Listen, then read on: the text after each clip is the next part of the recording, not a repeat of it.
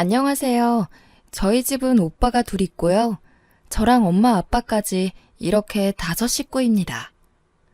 그러다 몇 년 전에 큰 오빠가 결혼하고 1년 있다가 바로 작은 오빠도 결혼했죠. 결혼 전 가족들이 모여 식당에서 식사할 때 엄마가 말씀하시길, 아이고, 두 아들 장가 보내고 며느리도 둘이나 있으니 이제 나도 며느리가 해주는 밥 좀 받아 먹어보겠네 라고 하며 전형적인 시어머니 멘트를 날렸습니다. 저는 새언니 편을 들어주는 착한 올케가 되고 싶었기에 엄마의 옆구리를 쿡 찌르며 눈치를 줬습니다. 그런데 작은 새언니가 글쎄 어머니 걱정 마세요. 앞으로 숟가락 하나 까딱하지 마세요. 라고 자신만만하게 말하더라고요. 작은 새언니의 대답에 엄마는 입이 귀에 걸리시면서 진심으로 뿌듯한 표정을 지어 보이셨죠. 그리고 그의 명절에 우리 가족은 뜻하지 않던 지옥을 만났습니다. 다들 명절 전에 대청소 한 번씩은 하잖아요.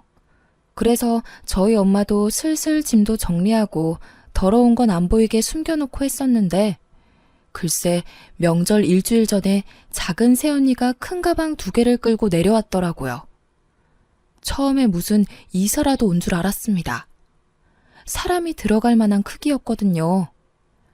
작은 새언니는 당당하게 청소가 필요할 것 같아서 자기가 전부 준비해왔다며 웃더군요. 엄마는 당연히 좋아하셨습니다. 하지만 엄마의 기쁨이 곡소리로 바뀌는 데는 시간이 얼마 안 걸렸죠. 작은 새언니는 도착하자마자 집안 대청소를 시작했습니다. 근데 이 대청소라는 게 그냥 우리가 일반적으로 생각하는 대청소가 아니었어요. 전문 업체에서는 입주 청소급이었죠. 그릇 다 싸놓고 소독하고 냉장고 싹 비워버리고 심지어 냉장고를 끌어내서 냉장고 바닥까지 청소하더군요. 처음에 그 모습을 보고 입이 딱 벌어졌습니다. 여리여리하게 생겨서는 냉장고와 식기세척기까지 번쩍 들어올려서 밑에 먼지를 닦는데 다들 그렇게까지 열심히 할 필요 없다며 새언니한테 좀 쉬면서 하라고 말했죠. 그런데 먼지만 닦으면 다행인데 조금이라도 더러워 보이는 건 전부 버렸습니다. 오래되고 찌그러지고 코팅 벗겨진 양은 냄비는 알루미늄 중독에 걸린다면서 버렸고 또 코팅 벗겨지는 프라이팬은 납, 알루미늄, 멜라닌 중독에 걸린다면서 냅다 버렸습니다. 이것저것 싹 버리고 후드부터 싱크대까지 거의 재조립 수준으로 만들어버리더라고요. 저희 집 주방이 오래되다 보니 싱크대 실리콘 부분에 곰팡이가 있었는데 그걸 세제를 이용해서 닦는 게 아니고 실리콘을 전부 긁어내고 새로 했습니다.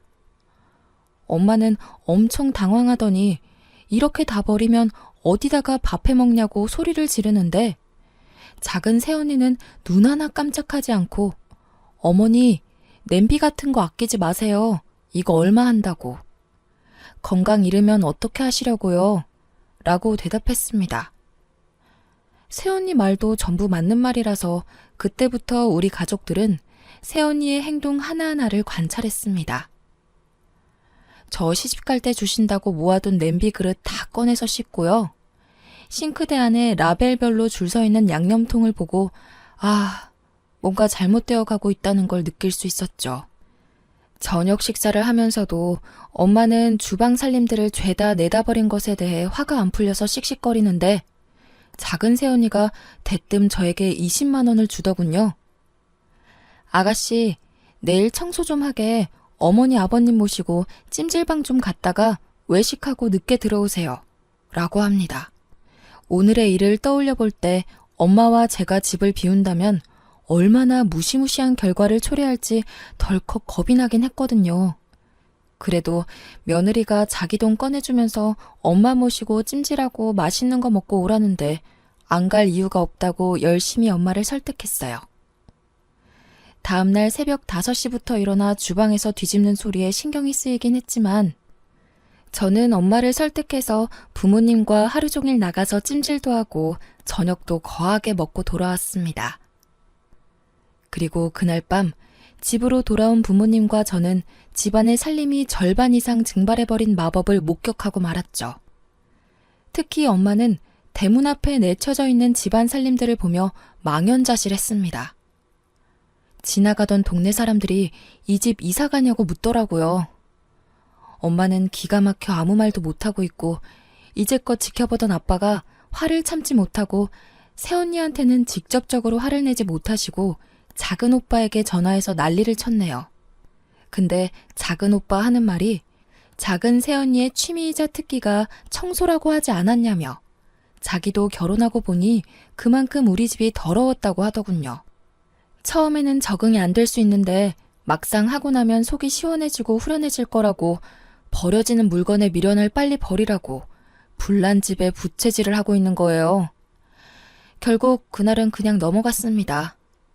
물론 엄마는 밤새 잠 못 이루시고 들썩거리면서 화를 사귀고 계셨지만요. 다음 날 작은 새언니와 오빠가 집에 왔습니다. 엄마가 작은 오빠와 새언니를 거실로 부르셨어요. 며칠 사이 벌어진 살림살이에 대해서 본격적으로 화를 내시더라고요. 그랬더니 새언니가 핸드폰을 꺼내 청소 전 찍어둔 사진을 보여주며 어머니, 이런 기름때에 곰팡이 덕지덕지 된 곳에서 어떻게 사셨어요? 아버님 보세요. 식당에 갔는데 주방이 이렇게 기름때 있으면 그 식당에서 음식 사 먹고 싶으시겠어요? 먹는 건 그렇다 쳐도 위생적으로도 안 좋죠. 음식에 이런 거 하나 들어가 봐요. 그게 다 몸속으로 들어가는 건데. 라며 차근차근 따지는데 틀린 말은 하나도 없고 나름 논리적이라 엄마는 반박도 못하고 거품을 무셨어요. 아빠도 그냥 끄덕이고만 계셨고요. 엄마가 조용해지니 다음 화살은 저에게 날아왔습니다. 새언니는 저에게 다 큰 여자 방 꼬락서니까 그게 뭐냐면서 잔소리를 하더군요. 순간 짜증이 나서 남의 방을 왜 뒤지냐고 따졌어요. 그랬더니 작은 새언니 특유의 단호한 얼굴로 정말 너무 더러워서요 라고 하더군요. 결국 연휴 내내 새언니는 신들린 무당처럼 세제를 들고 날아다녔고 바퀴 달린 미니 크레인이라는 신문물의 도움을 받아 800ml짜리 냉장고를 끄집어내 10년 전 잃어버린 내 성적표를 찾아내는 기적과 안방 서랍장 뒤에서 아빠가 숨겨놓고 잊어버린 비상금을 찾아내기도 했고요. 작은 방 책장을 조심스레 드러내더니 그곳엔 오빠들의 직바꾸리 폴더에 담지 못했던 여자들의 사진을 발견하는 기적들을 행하셨습니다. 엄마는 언니가 버리면 다시 주워와서는 작은 새언니가 버릴까봐 다시 숨기는 숨바꼭질을 하더군요. 명절 때 엄마도 저도 부엌 근처에도 못 갔어요. 큰 새언니 역시 영문도 모른 채 싱크대 근처도 못 가고 피난 행렬에 동참했죠. 작은 새언니는 본인이 일하는 주변에 사람들 오는 거 정말 싫다고 단호히 선언했기에 온 가족이 작은 새언니 주변에 얼씬도 못했네요. 작은 새언니는 주방에서 음식을 하다가도 누가 무언가를 먹다 흘리면 귀신같이 쫓아와 닦았습니다. 꼭 살아있는 로봇 청소기 같다고 할까요? 본인이 청소해놓은 거 보면서 정말 행복해해요.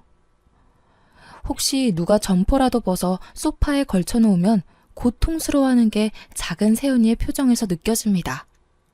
그럼 우리 가족도 같이 고통스럽죠. 갑자기 뭔가 무거운 공기가 느껴지면 100% 누군가 해서는 안 될 짓을 했다는 거죠.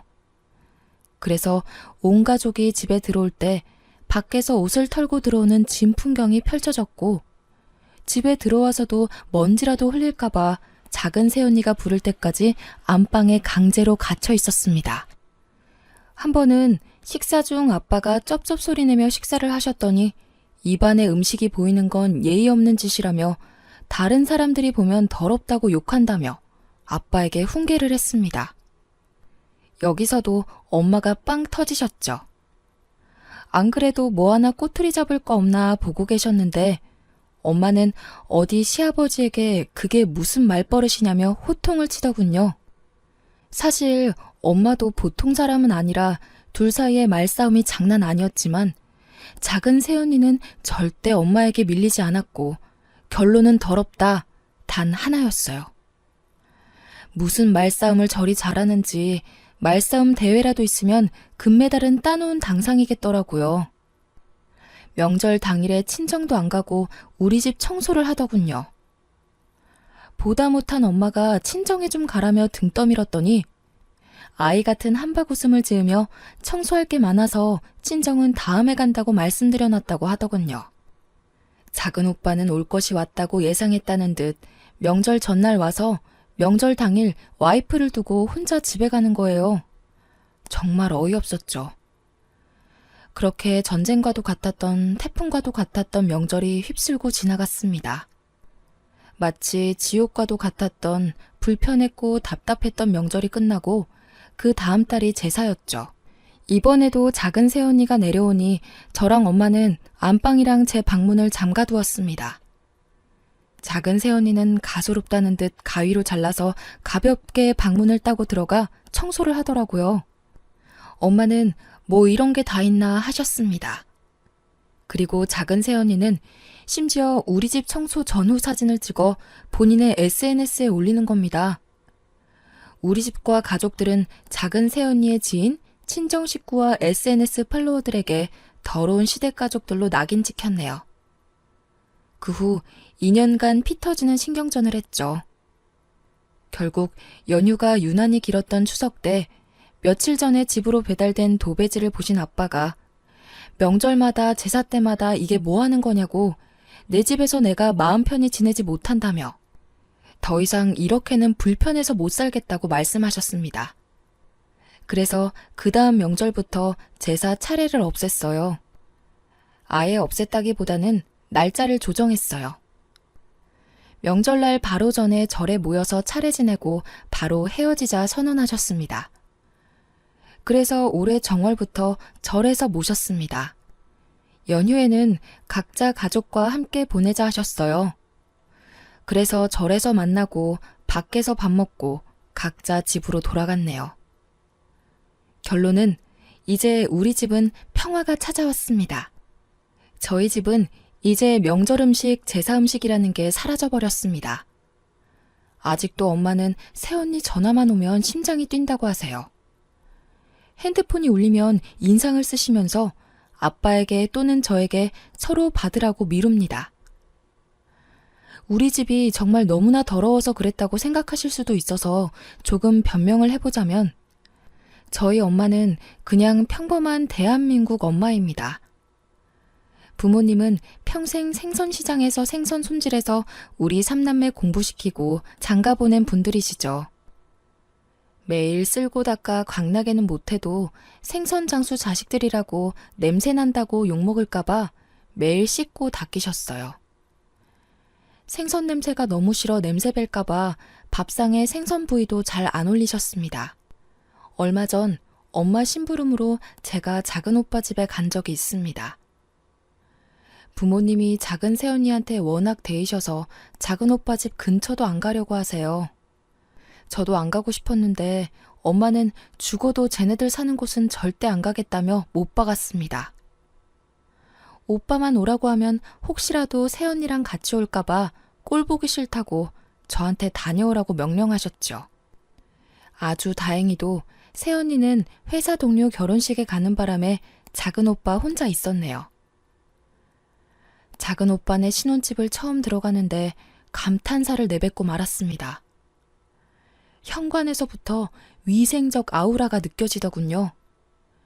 집 안에 들어갔는데 현관문 옆방에 청소기들이 종류별로 다 서 있습니다.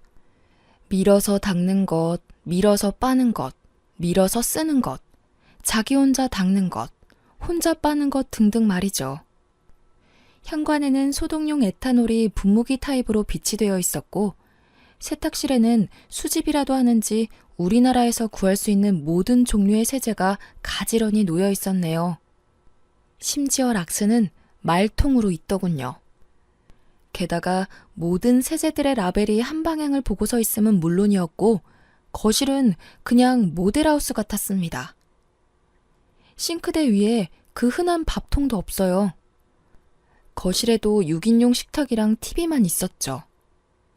혼자 쓸고 빠는 로봇 청소기만 거실을 돌아다니더군요. 오빠한테 이렇게 어떻게 사냐고 물어보니 오빠한테 청소하라고 강요는 안 한다고 합니다. 처음에는 하도 피곤하게 해서 싸우기도 했는데 이제는 타협도 보고 적응도 되어서 사용한 물건 제자리에만 놓으면 부딪힐 일이 없다네요. 막상 지내보니 이게 훨씬 편하기도 하고 위생적인 것도 알겠고 물건 찾을 때도 항상 제자리에 있어서 편하다면서 저에게도 마치 종교 전파하듯 권유하는 겁니다. 새언니가 스트레스를 청소로 푸는 스타일이라 그렇다며 저보고 이해하라네요. 우리 집 한번 다녀오면 작은 새언니 얼굴이 빛이 난대요.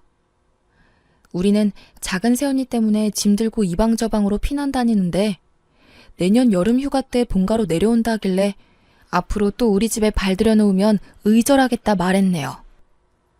정말로 작은 새언니가 한번 다녀가면 아빠 혈압이 올라가세요. 오죽하면 명절이나 생신 다가오면 작은 새언니가 밀대 들고 쫓아오는 꿈을 꾼다고 하십니다. 앞으로는 집에서 모이는 일은 없도록 하자는 부모님의 바람을 다시 한번 당부하고 심부름을 마치고 작은 새언니 오기 전에 도망 나왔네요. 다들 청소가 취미인 며느리 생기는 건 부러운 거 아니냐며 말씀하셨지만 직접 겪어보니 말 그대로 공포예요. 제 방에 있던 침대 매트리스를 작은 몸으로 마당까지 질질 끌고 나와서 어휴 더러워 하면서 작대기로 팡팡 때리는데 여린 몸으로 저렇게까지 하는 새언니가 경이롭더군요. 그런데 다음은 또 뭘 할까 하는 공포를 느끼기도 한답니다. 생각해보면 저희 가족은 좀 특별한 것 같아요. 작은 새언니가 청소에 미친 사람인 것처럼 큰 새언니도 만만치 않거든요. 큰 새언니는 학교 선생님입니다. 그래서 그런지 무슨 일만 있으면 앞사람한테 설교를 해요. 그런데 큰 새언니가 그러면 큰오빠는 또 경건하게 경청하고 있어요. 한 번은 당뇨가 있는 아빠가 술을 드시고 들어오셨습니다. 때마침 집에 들른 큰 새언니한테 딱 걸려서 1시간 반 동안 설교를 들었네요. 듣다가 아빠가 화가 나서 소리 지르면 아버님 화내지 말고 이야기 들어보라면서 술이 당뇨에 미치는 악영향과 그로 인해 약이 되는 각종 합병증과 합병증으로 생길 수 있는 집안 가족들의 상심에 관하여 심도 있게 설명했습니다. 입원 또는 수술이라도 하는 날에는 가족들이 간병에 관해서 미루다가 싸움 나는 집안도 있다며 별의별 예시를 다 들어주는데 아빠는 언니의 논리정연한 말에 반박하지는 못하고 그저 한숨 한 번 쉬고 힘들어하기만 하셨어요. 큰 새언니가 입을 한 번 열면 아주 그냥 박찬호급이에요. 다들 알겠으니 그만하라고 설득하면 아니요, 아직 덜 끝났어요 하면서 또 다른 예시를 들더니 하나하나 다시 설명합니다. 큰오빠는 제대로 조련되었는지 큰 새언니가 입만 열면 말리지는 못할 망정 경건하게 경청하면서 추임새도 넣어요. 더 웃긴 건 작은 오빠도 그런 큰 새언니를 욕했었어요. 시부모를 학생 보듯 한다고 그랬던 작은 오빠는 작은 새언니를 데려왔네요. 큰 새언니랑 작은 새언니랑 붙으면 누가 이길까요? 사실 한번 새언니 둘이서 붙은 적이 있어요. 작은 새언니가 락스를 생수처럼 쓰는 걸 보고 큰 새언니가 동서 나랑 이야기 좀 해 라고 입을 열었죠. 뭔 일이 나려나 싶어 온 가족이 긴장했네요. 하지만 새언니들의 싸움은 얼마 지나지 않아 작은 새언니의 완승으로 끝났습니다. 큰 새언니는 동서, 락스는 독성 물질이 어쩌고 저쩌고 지나치게 사용하면 어쩌고 저쩌고 작은 새언니가 더럽지 않아요? 라고 말하고 큰 새언니가 하지만 락스는 독성가스가 어쩌고 저쩌고 말하면 작은 새언니는 깨끗하지 않아요? 다시 큰 새언니가 그래도 가족의 건강을 생각해서 어쩌고 저쩌고 라고 하니 작은 새언니가 그럼 형님이 하실래요? 제가 보고 배울게요 라고 하더군요. 결국 큰 새언니가 미안하다고 하고 이렇게 허망하게 끝났네요. 그 뒤로 작은 새언니가 주방일 끝내고 돌아서면 큰 새언니가 바로 짐 챙겨서 식구들 몰고 청소 끝낸 방으로 들어갑니다. 무슨 대관령 양떼 목장의 양떼 같아요. 우리 엄마 아빠 평생 생선 팔아 과외시켜 좋은 대학 보내고 집 사서 장가 보냈더니 깔끔 대마왕 서장훈과 투머치 말 많은 박찬호를 데려왔네요. 두 분께 개인적인 감정이 있는 건 아닙니다. 그쪽으로 유명한 대명사라서 언급했습니다. 중간에 낀 저로서는 남은 엄마 아빠가 걱정인 거죠. 저야 시집 가면 벗어나는 거니까. 하지만 엄마 아빠는 새언니들과 앞으로 살아갈 날이 훨씬 더 많은데 두 새언니들의 확고한 고집이 꺾일 것 같지 않네요. 뭐 그 고집이 나쁜 쪽은 아닌 거니까 다 듣고 보면 틀린 말은 아니고 다 좋자고 하는 거잖아요. 본인들 고생하겠다고 시간 내서 저러는 거니 하루빨리 엄마 아빠가 새언니들을 인정했으면 하네요. 그저 시부모의 숙명으로 받아들이면서 잘 맞춰서 오래오래 스트레스 받지 않고 잘 지냈으면 하는 바람입니다. 하루빨리 우리 집에 평화가 찾아오길 바래요. 제 이야기는 여기까지입니다. 다들 행복하세요.